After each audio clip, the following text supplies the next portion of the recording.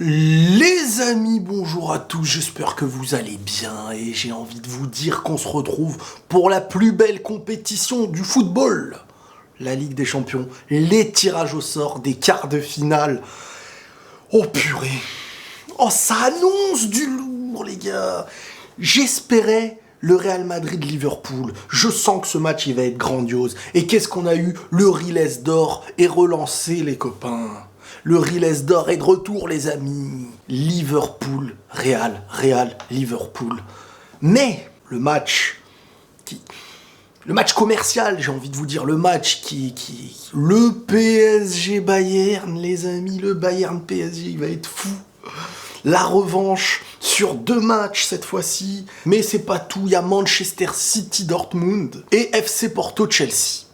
Alors, on va aller dans l'ordre de tout. On va commencer par le match qui m'intéresse un petit peu le moins de tout ça. Ça reste FC Porto, Chelsea. Franchement, je vous le dis tout de suite, hein.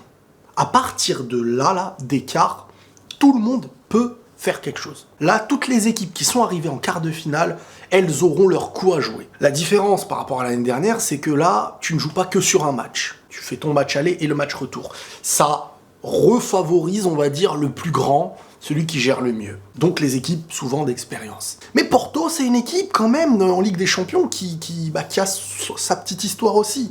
Et on peut pas venir cracher dessus bêtement, ça reste un nom du Portugal. Chelsea, on voit qu'avec Tuchel et tout ça, ils reviennent. Ils ont vraiment l'air, ils enchaînent les victoires, hein, et ils produisent quelque chose de vraiment bon, ils sont très solides. Et la logique voudrait qu'on dise Chelsea.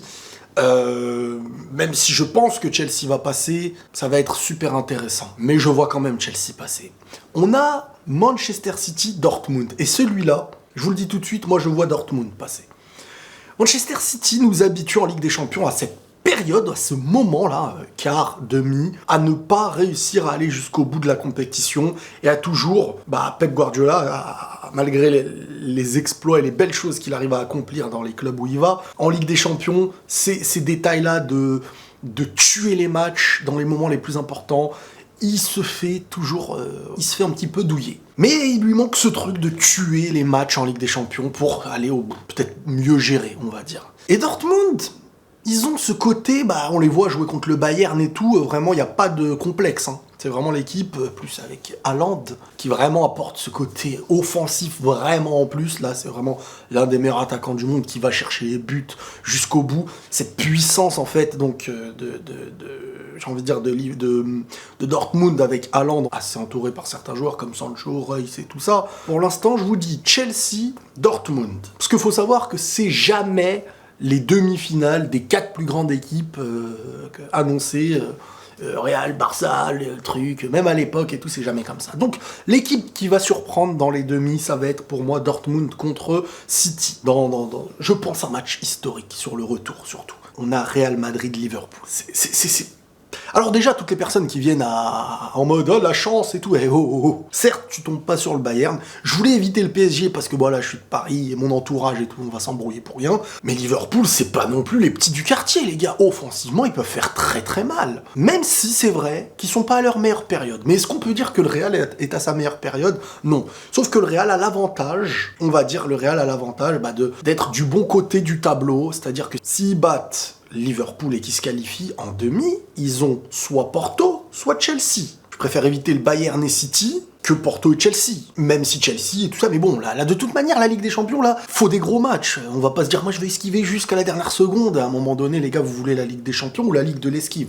Faut choisir. Donc, il faut des matchs historiques. Donc, il faut marquer le coup. Donc, il faut des matchs références. Que ce soit pour Paris, pour le Real, pour n'importe quelle équipe. Et le Real Liverpool, moi je le voulais, pas pour avoir une équipe petite, parce que Liverpool c'est quand même une équipe qui peut largement sortir le Real Madrid, surtout avec les absents et tout, on sait pas, même si eux aussi ont des absents, mais le match va être plaisant, je pense vraiment que ça va être un match qui va se jouer, et je préfère jouer Liverpool qu'une équipe piège qui peut défendre, qui peut t'empêcher d'être très dangereux offensivement et qui vont te jouer en contre.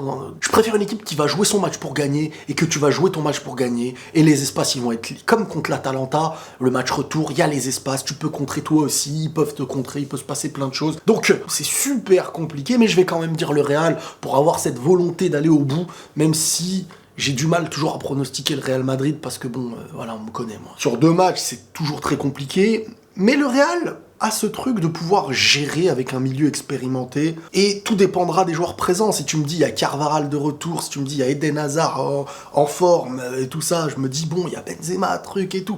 On sait jamais, il peut se passer des belles choses. Maintenant, les équipes de PL habituées à rentrer dedans, habituées aux efforts multipliés et tout ça, surtout avec une attaque, quand tu vois l'attaque qu'ils ont, ça peut faire très très mal aussi.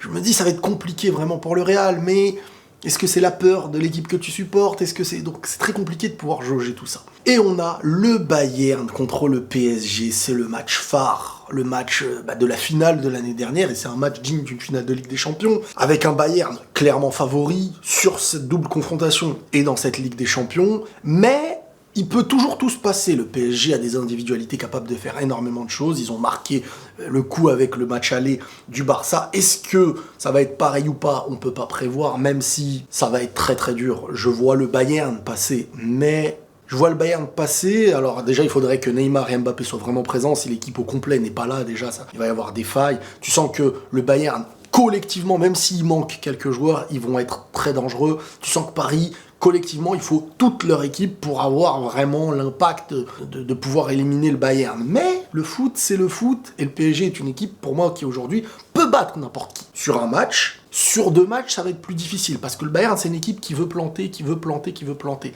Les détails, il y a les gardiens qui vont jouer beaucoup aussi sur les 2 confrontations, les buts à l'extérieur, les coups de pied arrêtés, les pénaltys, l'arbitrage, beaucoup de choses peuvent jouer, mais c'est vrai que Paris tombe sur le pire tirage au sort à mes yeux pour eux, et s'ils s'en sortent de là, ils peuvent aller vraiment au bout, mais s'en sortir de là, ça va pas être facile. Maintenant, écoutez, moi je vous donne les 4 équipes pour les demi que je pense qui me viennent en tête sur le coup. Est-ce qu'on relance le Riles d'or? On verra. Pour le Riles d'or, il en faut au moins 3, 3 sur les 4. Alors, je dis le Real, Chelsea, donc Real-Chelsea en demi, et Bayern-Dortmund. Voilà. Je suis impatient parce que franchement, il y a des matchs là, on peut aller-retour, on va se régaler. Régalade. Voilà les amis, prenez tous soin de vous et la paix sur vous.